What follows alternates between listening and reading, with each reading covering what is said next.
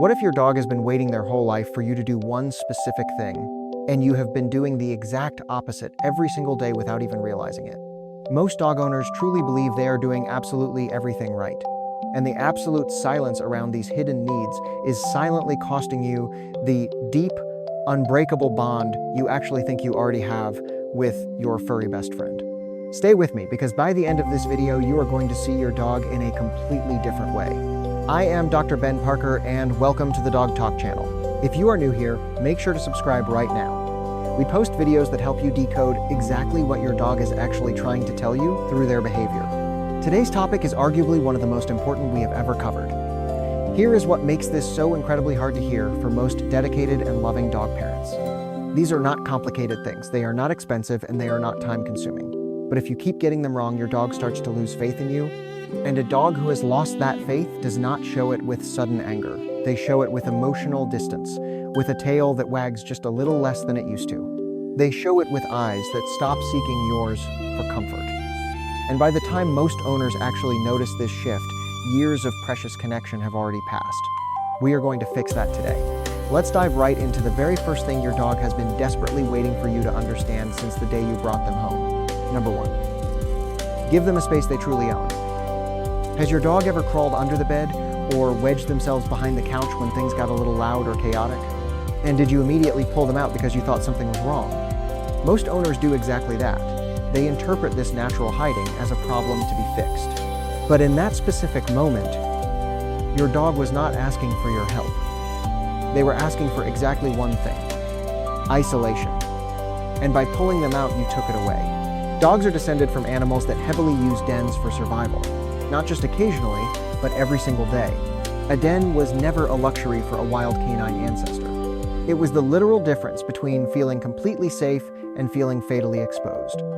That deep instinct did not disappear when your dog started sleeping on a couch.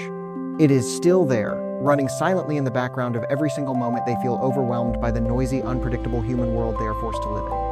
Fascinating research published in Applied Animal Behavior Science found that dogs provided with a consistent, enclosed resting space show significantly lower cortisol.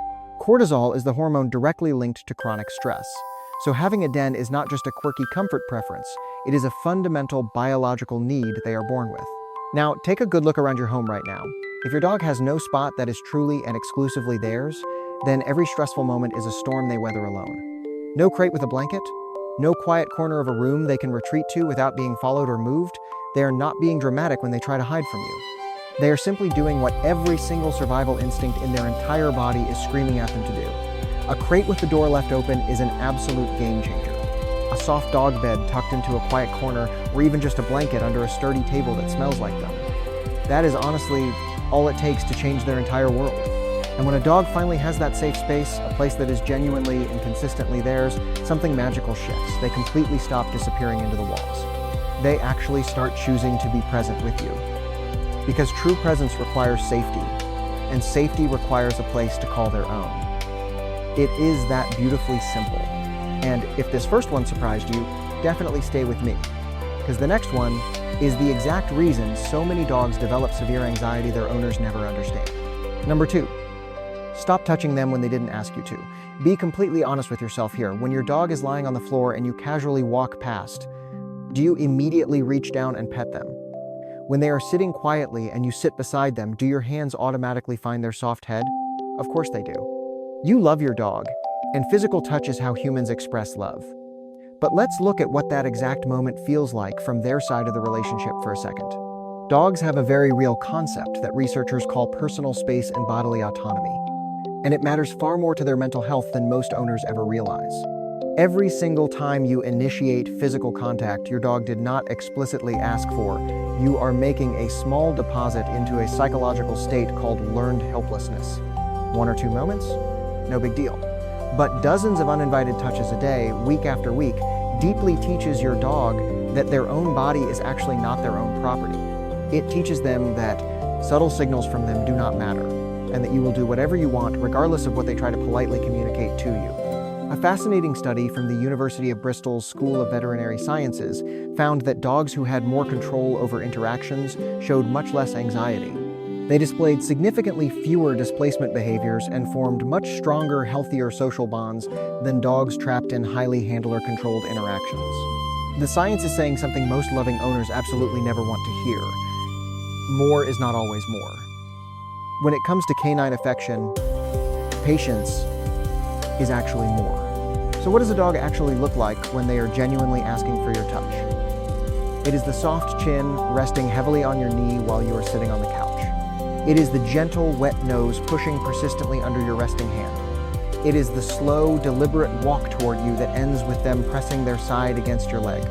Those beautiful moments are clear invitations. Those are moments of your dog actively choosing you. Everything else you initiate is you making that choice for them. The hardest part of this isn't knowing the science, it is doing it. Keeping your hands completely still when your adorable dog walks past you feels like withholding love. But the moment you stop reaching and start waiting, something remarkable happens. Your dog starts coming to you more because you became a safe person to approach. Number 3, get on the floor with them. When did you last sit on the floor with your dog just to be there at their level with absolutely no agenda whatsoever? Not to clean something up, not to put their collar on, and not to examine a scratch on their paw. Just existing in their space. Think about your dog's daily reality. From a dog's perspective, you are enormous. You are a towering, fast-moving figure who controls the food, the doors, the schedules, and all the attention in the house. Research in canine cognition has consistently shown that dogs read body posture and physical size as direct signals of dominance and potential threat level in their environment. They read you the exact same way their wild ancestors read signals from pack members and predators. Every single time you stand over them, it triggers an instinct. Even with the absolute best intentions in the world, part of your dog's nervous system is rapidly calculating whether this specific towering moment is actually safe. But here is exactly what happens when you lower yourself to the floor. That stressful calculation changes completely. You instantly remove the biological pressure. Studies on dog-human interaction have found that dogs approach humans in crouched or seated positions significantly faster and with far more relaxed body language. This is true even when it is the exact same person they have known their entire life. The low posture communicates something your soothing words simply never could. It says, "I am not a threat right now. I am just here to be with you. Try it today." Go into whatever room your dog is resting in. Sit on the floor a few feet away. And do absolutely nothing. Do not call them over. Do not pat the ground enthusiastically. Do not make a single sound. Just exist quietly in their space at their height. Watch what happens. Most dogs will look at you differently almost immediately. Some will get up and slowly walk over to investigate this new non-threatening version of you.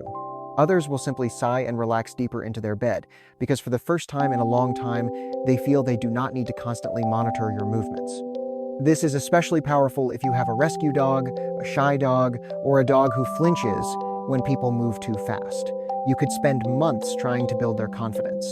Or you can just sit on the floor for 10 minutes a day and let your body say what words never can. Your dog has been waiting for you to come down to their world. Number 4, let them finish the sniff. How many times have you impatiently pulled your dog away from a deeply fascinating smell on the ground during your morning walk? How many times have you shortened the leash when they wanted to investigate a fire hydrant, a random leaf, or where someone else's dog walked past 3 days ago? If you are like most owners, the answer is countless. And every single one of those rushed moments cost your dog something very real in terms of their mental health. A dog's nose contains approximately 300 million olfactory receptors. Humans have around 6 million. The part of a dog's brain dedicated to analyzing scent is proportionally 40 times larger than ours. When your dog puts their nose to the ground, they are not dawdling or wasting your time. They are reading an entire world. Who was here, what they recently ate, whether they were stressed or calm, whether they are a dog they have met before, all of it floods in through a single deep sniff. Stopping that complex process mid-read is exactly like someone abruptly closing a gripping mystery book 2 pages before the ending. Every single time, every single day. Research published in the journal Applied Animal Behavior Science found that dogs who were allowed extended sniffing opportunities during walks showed incredible results. They showed measurably lower levels of stress hormones after the walk compared to dogs who walked the exact same distance at a fast pace without stopping to sniff at all. The scientific conclusion was not subtle. Sniffing is not just something dogs enjoy doing for fun, It is a core biological mechanism through which they regulate emotions. When you rush your dog through their walk, you are not just cutting a walk short. You are cutting off one of the primary ways they process and recover from daily stress. The stress of living in a dense human world full of loud sounds, unpredictable schedules, and 1,000 overwhelming sensations they never actually chose for themselves. The fix is not complicated at all. Slow down. Pick a route where stopping frequently is completely fine. Give them a cheerful command like "go sniff" and actually mean it. And then genuinely let them lead the way. 3 minutes at a single patch of grass might feel utterly pointless to you, but to your dog, it is an absolute masterpiece. It is the equivalent of finally getting to finish a fascinating conversation they have been starting and stopping their whole life. Stay with me for the next crucial point. Number 5. Build a rhythm they can count on. Does your dog magically wait by the door right before you usually get home, even on days when you are running late? Do they show up at the kitchen at feeding time with more terrifying accuracy than your phone's alarm clock? That is not a cute quirk. That is your dog showing their needs. Most owners mistake this for something they are giving their dog, when actually they are taking it away without realizing. Dogs do not experience time the way humans do. They do not understand seconds, hours, or calendar dates. They experience time purely in patterns. Feeding happens, then comes play, then comes the quiet hour resting. Your dog has mapped their entire emotional world around those specific rhythms, and you are the absolute center of that map. When the map holds steady, your dog feels safe.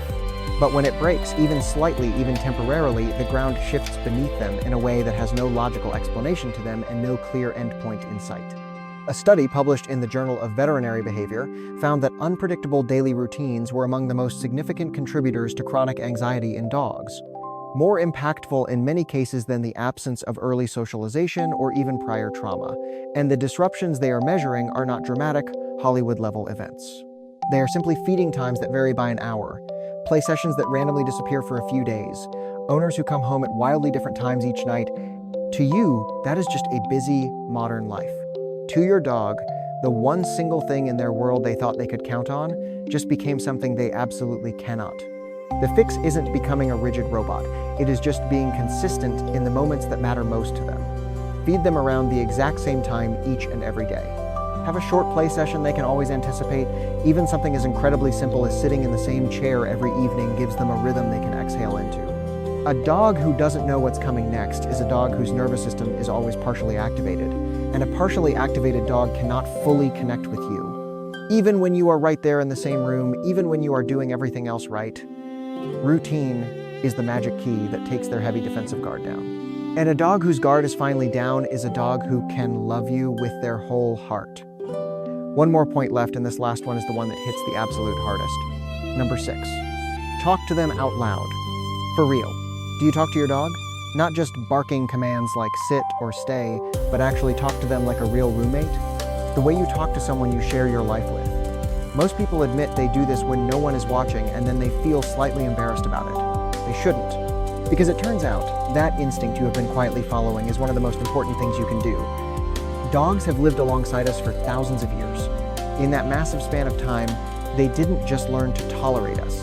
They literally evolved to read us. Our faces, our hand gestures, our moods, and above all, our voices. No other domesticated animal has developed this capacity to the same degree. Not horses, not cats, not any animal on Earth. Your dog's brain has been specially shaped across thousands of generations specifically to respond to the human voice. Research found that dogs process speech using the same bilateral brain structure humans use, distinguishing both the actual meaning of the words and the emotional tone they are delivered in. They are not just hearing random noise, they are parsing communication. A separate study found that dogs respond differently to speech directed at them versus speech directed at other people, even when the exact same words are used. They absolutely know when you are talking to them. Your dog has been listening this whole time. The real question is whether you have actually been speaking to them. You do not need to be eloquent. You do not need a script. Tell them good morning when you get up.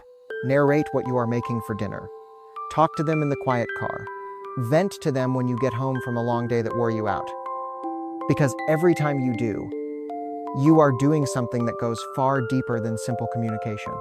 You are actively including them. You are treating them like what they actually are. Not a pet you manage, but a living being who has oriented their entire existence around you. And when a dog knows they are seen, really seen, something opens up in them that no expensive training class could ever unlock. Most owners spend years waiting for connection, but connection is not something you passively wait for. It is something you build, one moment at a time, with patience, presence, and the willingness to speak their language. Your dog is not asking for perfection, they are just asking for you. If this changed how you see your dog, share it and subscribe to Dog Talk to understand them better.